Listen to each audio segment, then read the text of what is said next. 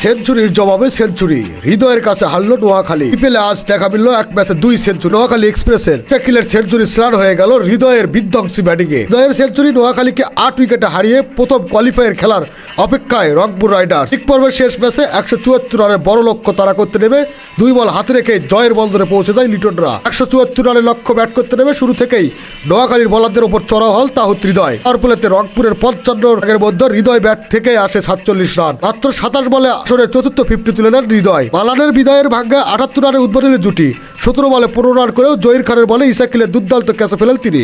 এরপর ক্রিজে এসে হৃদয়ের সঙ্গে যোগ দেন লিটন দাস। লিটন শুরুতে সময় নিলেও 16তম ওভারে সৌম্য সরকারের 1 ছক্কা ও 2 চারে 18 রান দিয়ে সমীকরণ সহজ করে নেন। হৃদয় শেষ পর্যন্ত 57 বলে 14 4 ও 2 ছক্কায় তুলে নেন বিপিএল এর নিজের প্রথম সেঞ্চুরি। অপরাজিত 108 রানের ইনিংসের ভর করে সহজ জয় পায় রংপুর রাইডার্স। আগে টসে হেরে ব্যাট করতে নেমে হাসান ইসাকিলের ব্যাটে চড়া 2 উইকেটে 173 রানের সংগ্রহ করে নোয়াখালী। যদিও শুরুটা ছিল খুবই ধীর গতির। প্রথম 10 ওভারে মাত্র 47 রান তুলেছিল তারা, কিন্তু 11তম ওভার থেকে খোলস ছেড়ে বের হন ইসাকিল ও হায়দার আলী। বিশেষ করে 5 ওভারে রংপুর বোলারদের ওপর তাণ্ডব চালান ইসাকিল। ব্যক্তিগত 86 রানের জীবন পেয়ে 70 বলে বিপিএলে ক্যারিয়ারে প্রথম সেঞ্চুরি পূর্ণ করেন তিনি।